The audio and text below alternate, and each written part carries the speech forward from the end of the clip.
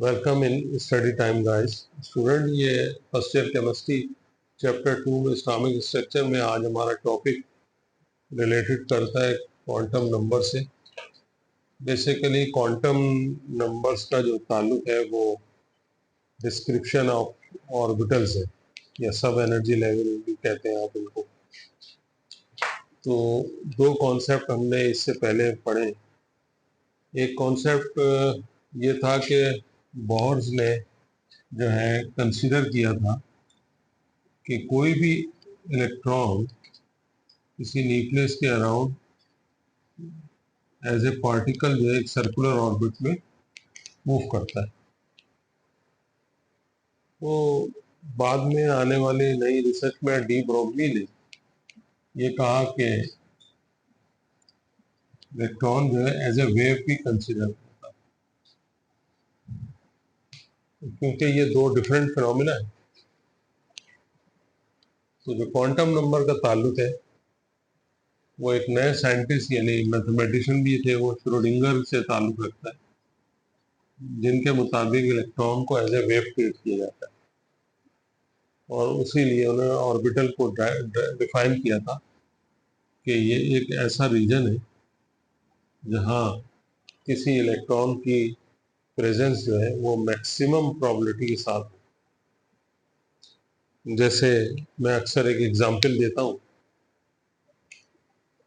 कि अगर एक स्टूडेंट जो है वो क्लास में पढ़ने के लिए गया है और घर वाले भी ये जानते हैं कि वो फर्स्ट ईयर की क्लास लेने के लिए अपने इस कॉलेज में मौजूद है, तो उसका रूम नंबर या उसकी क्लास को तो प्रेडिक्ट कर सकते हैं, लेकिन उसकी एक्चुअल पोजीशन नहीं बता सकते कि वो कॉलेज में वाकई में उस क्लास में इस वक्त मौजूद है या नहीं। लेकिन वो ये ज़रूर कह सकते हैं क्योंकि मैक्सिमम प्रोबेबिलिटी ये हो सकती है कि वो कॉलेज में फर्स्ट ईयर की क्लास में होगा।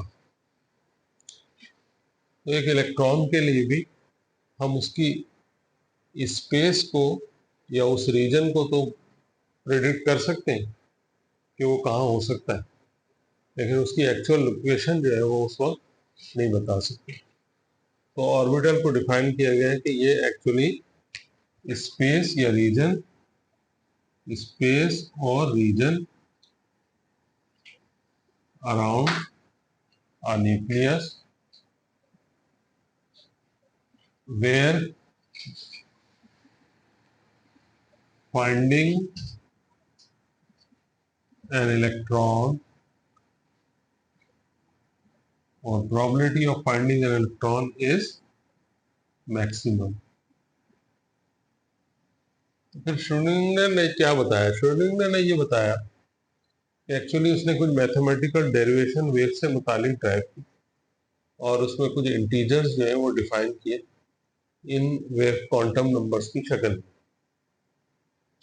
उसका पहला जो है क्वांटम नंबर उसको कहा जाता है प्रिंसिपल क्वांटम नंबर।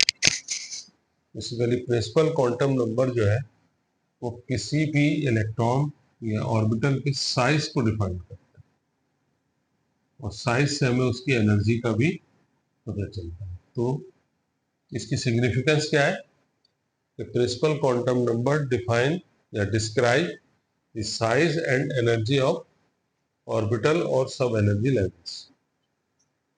इसको नॉर्मली हम एक इंटीजर से रिप्रेजेंट करते हैं n से, और इसकी जो वैल्यूज है वो 1 2 3 सो ऑन। मैक्सिमम वैल्यू कुछ भी हो सकती है लेकिन इंटीजर की फॉर्म में ही होगी, और 1 2 3 से मैक्सिमम कहीं पर भी जा सकती है। तो जितना ज्यादा n की वैल्यू होगी उतनी ज्यादा उसका साइज होगा और उतनी ज्यादा उसकी एनर्जी होगी। तो बात यह है कि n के इंक्रीज करने से एनर्जी भी इंक्रीज करती है। तो किसी भी ऑर्बिट में जो नंबर ऑफ ऑर्बिटल्स होते हैं उनकी तादाद जो है उसको हम n स्क्वायर से कैलकुलेट कर लेते हैं। तो ये मैं आपको आगे बताऊंगा कि किस तरह कैलकुलेट करते हैं, कितने टाइप के ये होते हैं। तो नंबर ऑफ ऑर्बिटल्स को हम n स्क्वायर से, और किसी ऑर्बिट में नंबर ऑफ इलेक्ट्रॉन्स को number of electrons in an orbit is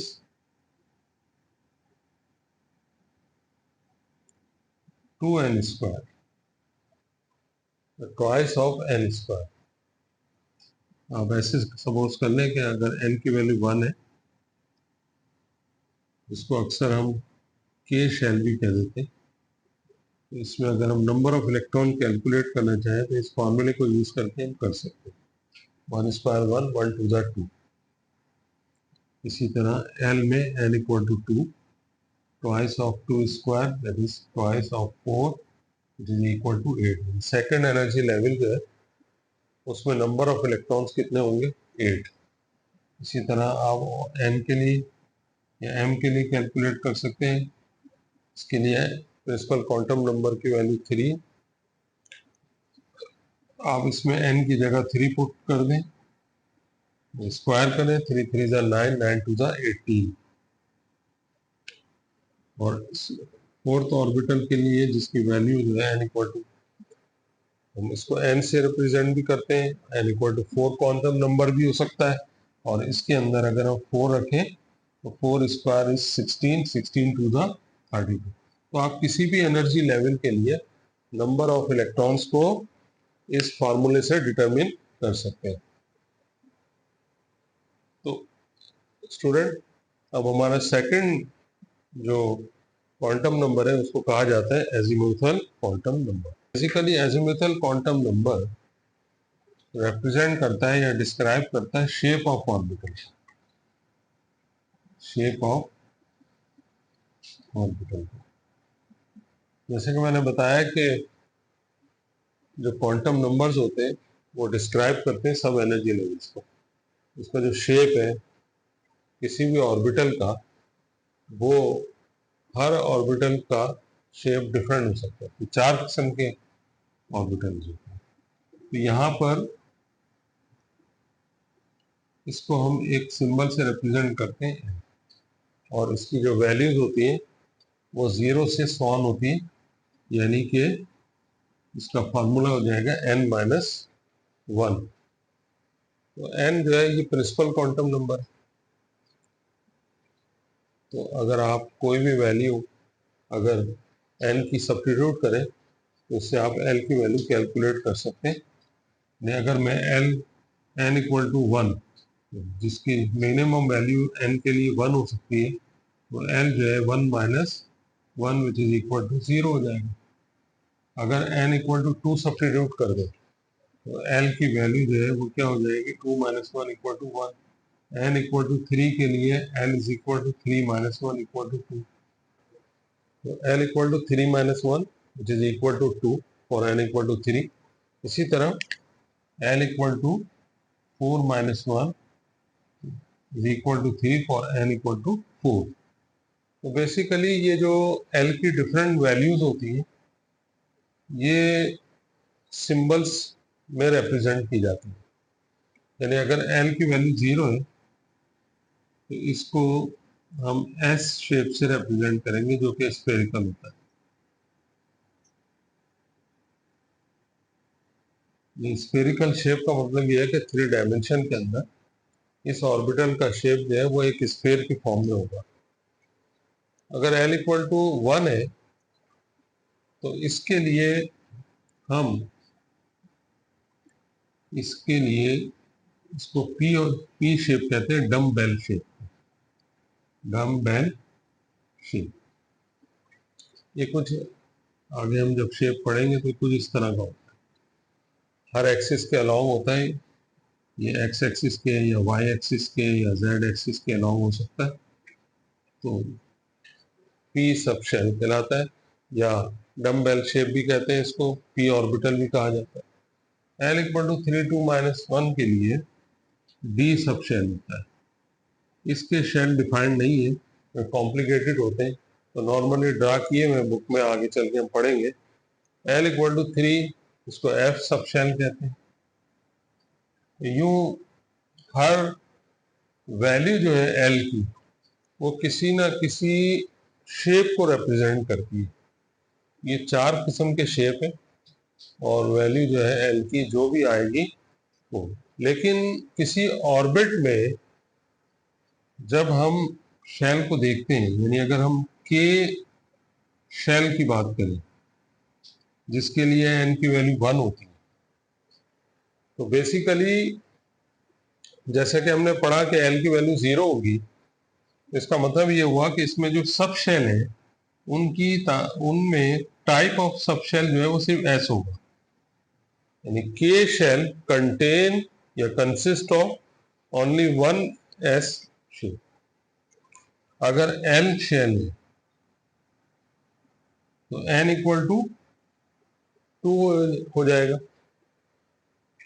तो एन इक्वल टू 2 का मतलब यह है कि इसमें पी सब शेल है, लेकिन पी के साथ साथ इसमें एस पी होगा, यानी एस और पी दोनों होंगे, दोनों सब शेल जो है इसमें एग्जिस्ट करेंगे। इसी तरह एम शेल में जिसके लिए एन की वैल्यू 3 है, तो एन की वैल्यू 3 है तो एल की वैल्यू क्या होगी 2, यानी डी सब शेल। तो इसमें 3 सब शेल होंगे, एस पी एंड डी। और एन शेल में जिसके लिए एन की वैल्यू 4 है, तो इसमें 4 सब शेल होंगे, S P D and F. तो बेसिकली इसका जो फार्मूला है एजीमुथल क्वांटम नंबर का, वो 0 to n-1 होगा। 0 to n-1 का क्या मतलब है कि हर शेल के लिए जिसके लिए n डिफाइन किया जाता है, इसकी वैल्यू जो है वो 0 से n-1 तक होगी। तो अगर के शेल है जिसके लिए n की वैल्यू 1 है, तो l की वैल्यू 0 है, तो 0 से 0 तो 0 ही रहेगा। लेकिन अगर l शेल के लिए दे रहे हैं तो 0 और सेकंड वैल्यू क्या हो जाएगी 1 -1, 2 -1, 1 हो जाएगा। अगर m शेल है तो n इक्वल टू 3, जब n इक्वल टू 3 होगा तो 0 1 2 हो जाएगी। तो 3 वैल्यूज होंगी हर शेल के लिए, m शेल के लिए, और n शेल के लिए 4 वैल्यूज होंगी 0 1 2 एंड 3। लेकिन ये याद रखें कि ये वैल्यूज जो है वो हमेशा जिस शेल के लिए फाइंड की जा रही है उससे एक कम होगी, यानी 1 से एक लेस क्या हो गया 0, 2 से एक लेस क्या हो गया 1, 3 से एक लेस क्या हो गया 2, 4 से एक लेस क्या हो गया 3। तो सिर्फ वहीं तक स्टॉप नहीं करना है, बल्कि हमेशा 0 से स्टार्ट करके एक value less than this quantum number होगी। तो ये वैल्यूज हमें बता रही है कि किस तरीके से आपके हर शेल में क्वांटम नंबर एग्जिस्ट करते हैं और उनके कौन कौन से शेप होते हैं। तो ये इसको एजीमुथल क्वांटम नंबर कहा जाता है। अच्छा, एक बात और याद रखें इसके सिलसिले में कि नंबर ऑफ ऑर्बिटल जो है वो नंबर ऑफ ऑर्बिटल्स की तादाद, किसी भी शेल में नंबर ऑफ ऑर्बिटल के लिए क्या फार्मूला हो सकता है, वो फार्मूला है 2l - 1। 2l - 1 का मतलब ये है कि जितने भी तादाद उसकी आप ले रहे हैं यहाँ पर, 2l + 1, तो l की वैल्यू अगर हम 0 लेते हैं, यहाँ अगर l की जगह 0 पुट किया जाए तो 2 टाइम्स 0 0 हो गया, 0 + 1 1 हो गया। तो ये बता रहा है कि एक पर्टिकुलर एक स्पेसिफिक शेल में कितने नंबर ऑफ ऑर्बिटल एग्जिस्ट करते हैं। तो जैसे कि हमने यहाँ डिटरमिन किया हुआ भी है पहले से, या अगर हम l 0 ले रहे हैं, ये l की वैल्यूज हैं, ये 0 ले रहे हैं, तो इसमें सब शेल जो है वो 1 होंगे। तो ये कैसे निकाला जाएगा 2 टाइम ऑफ 0 + 1। अगर सेकंड शेल है तो उसमें सब शेल जो है वो कितने हो जाएंगे, वो 2 हो जाएंगे। इसी तरह थर्ड ऑर्बिट में सब शेल 3 हो जाएंगे, फोर्थ ऑर्बिट में सब शेल 4 हो जाएंगे। अच्छा, इसी तरह अगर हम नंबर ऑफ इलेक्ट्रॉन्स निकालना चाहें in each subshell, number of electrons in each subshell, तो वो हो जाएंगे ट्वाइस ऑफ 2l+1। ये फार्मूला जो है वो बेसिकली आपको किसी भी सब शेल में नंबर ऑफ इलेक्ट्रॉन्स या इलेक्ट्रॉन की तादाद बताता है।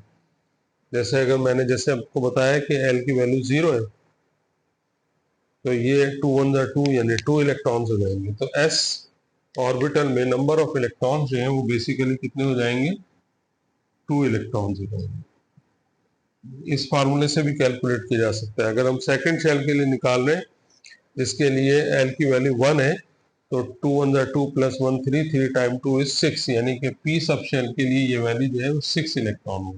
तो P सब शेल में 6 इलेक्ट्रॉन कंटेन करेंगे।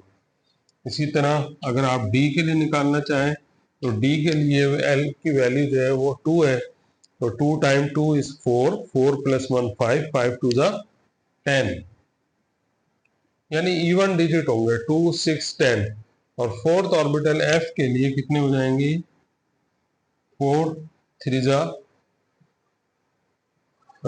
4 2 3 6, 6 + 1 7, 7 2 14।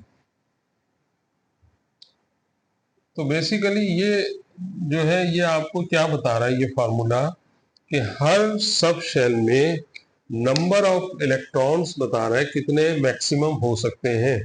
Third quantum number is magnetic quantum number, जिसका different orientations of orbitals.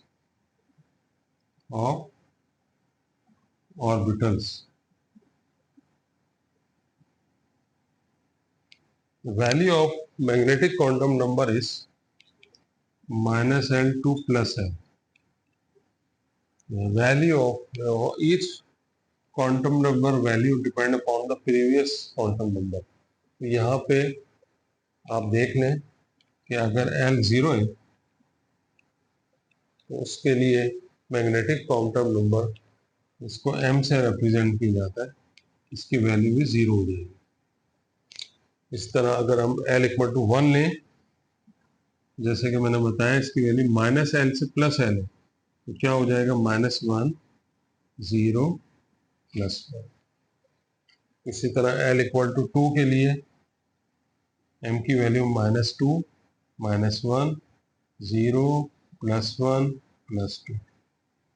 L = 3 के लिए -3 -2 -1 0 +1 +2 +3। तो ये बात आप जहन में रखें कि ये ओरिएंटेशन ऑफ ऑर्बिटल है इन मैग्नेटिक फील्ड। तो मैग्नेटिक फील्ड के अंदर जब किसी ऑर्बिटल को रखा जाता है, तो वो अपनी डायरेक्शन को ओरिएंट कर लेता है, डायरेक्ट कर लेता है। और -L to +L इसकी वैल्यूज होती है, इसकी वैल्यू डिपेंड कर रही है S पे। यानी कि इसका मतलब क्या हुआ कि S ऑर्बिटल के लिए सिर्फ स्फेरिकल होता है, इसकी 3 डायमेंशन में कोई डायरेक्शन नहीं होती। तो इसी वजह से S ऑर्बिटल के लिए M की वैल्यू 0 है। लेकिन अगर P ऑर्बिटल की बात की जाए, इसके लिए L की वैल्यू 1 है, तो इसकी 3 डायरेक्शन है। इसका मतलब यह हुआ 3 ओरिएंटेशन के साथ ये 3 सब ऑर्बिटल पर मुश्तमिल होगा, यानी जिसे अक्सर हम Px, Py और Pz ऑर्बिटल कह देते हैं। ये इस वजह से ये कि इसकी 3 डायरेक्शंस है। तो इसी वजह से अगर हम इसको कहें D ऑर्बिटल को, तो इसकी 5 डायरेक्शंस हो सकती है, इसको हम बाद में पढ़ेंगे। इसी तरह F ऑर्बिटल की 7 डायरेक्शन हो सकती है, या 7 ऑर्बिटल पर कंसिस्ट कर सकते हैं। तो हर एनर्जी लेवल, सब एनर्जी लेवल जो है वो फर्दर डिवाइड हुआ है कुछ ऑर्बिटल्स में, जिनको हम फॉर एग्जांपल P ऑर्बिटल को हम रिप्रेजेंट कर रहे हैं Px, Py और Pz। ये 3 डायरेक्शंस को शो करता है जो x एक्सिस, y एक्सिस और z एक्सिस के अलाउंग है। Okay, the last quantum number is spin quantum number. देखिए, स्पिन को एक्चुअली अपने एक्सिस के अराउंड घूमने को होती है। जैसे अगर मैं इस तरह से आपकी डायरेक्शन में, आपके कैमरे की तरफ मेरे अगर फेस है, अगर मैं घूम जाऊं, तो ये 180 डिग्री रोटेशन जो है ये मेरी स्पिन को शो करती है। तो किसी के एक्सिस के अराउंड स्पिन को स्पिन मोशन कहलाती है। तो जो स्पिन मोशन है वो दो तरह की होती है, या तो ये क्लॉकवाइज हो सकती है या एंटी क्लॉकवाइज हो सकती है। क्लॉकवाइज और काउंटर क्लॉकवाइज। काउंटर क्लॉकवाइज इसे सिंबल एस से रिप्रेजेंट किया जाता है।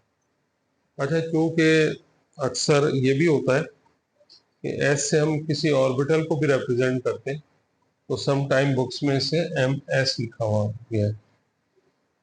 इसकी दो वैल्यू हो सकती है, एक वैल्यू इसकी प्लस हाफ है और एक वैल्यू इसकी माइनस हाफ।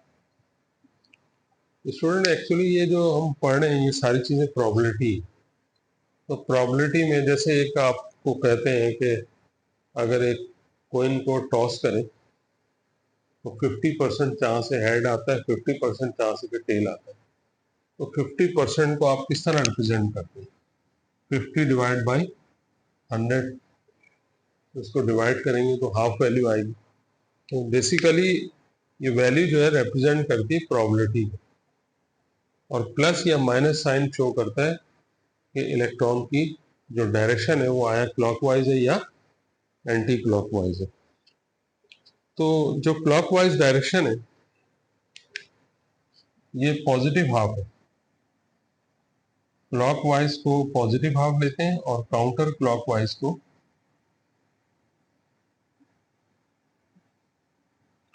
माइनस हाफ लिया जाता है। तो आप ये ध्यान में रखें कि सम टाइम इसको एरो से भी रिप्रेजेंट करते हैं। तो जो अप एरो है वो क्लॉकवाइज है और जो डाउन एरो है वो क्लॉक। ऑर्बिटल में सम टाइम ये दोनों एरो साथ बनाए जाते हैं, तो इसको हम कट एरो लिख लेते हैं। एक एरो जो अपवर्ड डायरेक्शन को शो कर रहा है, एक डाउनवर्ड डायरेक्शन को शो कर रहा है। या आप यूँ कह लें कि एक क्लॉकवाइज को शो कर रहा है और एक एंटी क्लॉकवाइज डायरेक्शन को शो कर रहा है। तो ये स्पिन क्वांटम नंबर है। ओके स्टूडेंट, आई होप कि क्वांटम नंबर की आपको काफ़ी हद तक अंडरस्टैंडिंग हो गई होगी। अगर कोई प्रॉब्लम हो तो आप क्यूरी अगर आपके जहन में हो तो आप इनबॉक्स कर सकते हैं, या वैसे आप कमेंट्स में जाके लिख सकते हैं, पूछ सकते हैं। आगे लेक्चर देखते रहिए। इस लेक्चर को आगे सब्सक्राइब कर लें, फॉरवर्ड करें, अपने दोस्तों के साथ शेयर करें, और अगर कोई प्रॉब्लम हो तो आगे फाइंड कर सकते हैं। ओके, अल्लाह हाफ़िज़।